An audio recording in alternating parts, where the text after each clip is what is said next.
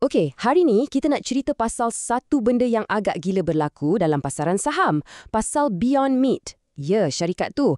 Ramai yang ingat dia dah macam tenggelam kan? Tiba-tiba, nama dia meletup balik.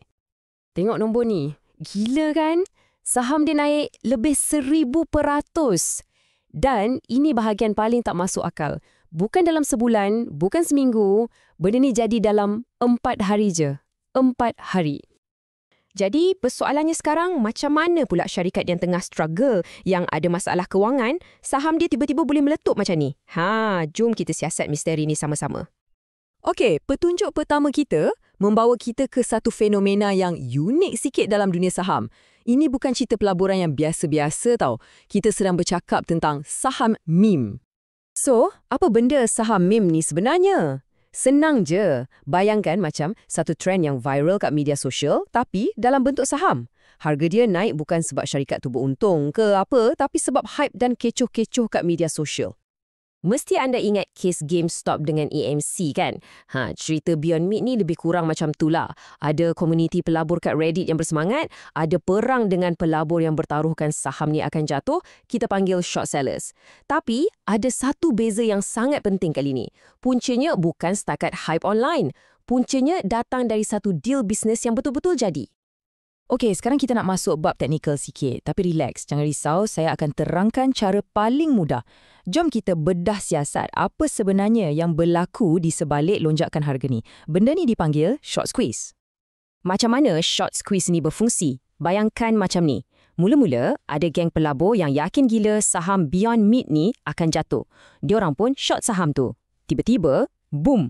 Keluar berita baik. Beyond Meat ada deal dengan Walmart. Terus harga saham naik. Apa jadi pada geng yang bertaruh tadi? Diorang mula panik sebab rugi teruk. Nak selamatkan diri, nak kurangkan rugi, diorang terpaksa beli balik saham yang diorang short tadi. Bila semua orang berebut-rebut beli dalam keadaan panik, itulah yang buat harga saham tu meletup naik ke langit. Itulah dia short squeeze. Baiklah, kita dah faham pasal hype, pasal squeeze semua tu. Itu cerita harga saham. Tapi, macam mana pula dengan cerita syarikat tu sendiri? Jom kita tengok realiti bisnes Beyond Meat. Adakah ia segah harga sahamnya? Carta ni memang tunjuk gambaran sebenar. Nampak tak lonjakan baru-baru ni? Dari lebih kurang $1 naik ke $7. Nampak macam banyak kan? Tapi, cuba tengok balik tahun 2019. Harga dia pernah cecah lebih $230. Jadi, lonjakan yang kita nampak sekarang ni sebenarnya kecil sangat kalau nak banding dengan zaman kegemilangan dia dulu.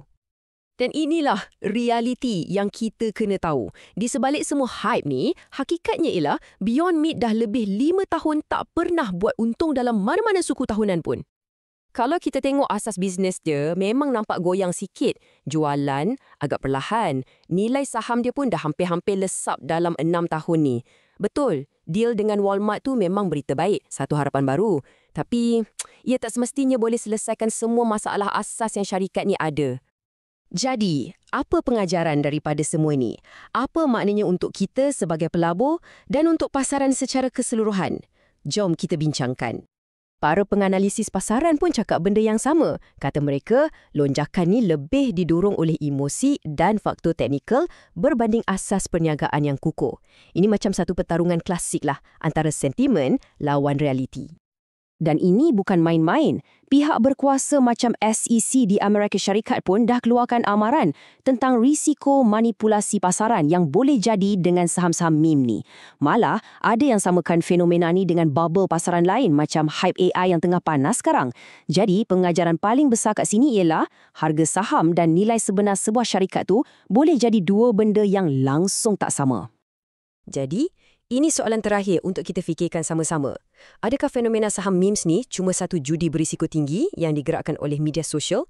Ataupun, adakah ini sebenarnya petunjuk masa depan dunia pelaburan? Satu dunia di mana kuasa dah beralih ke tangan orang ramai macam kita.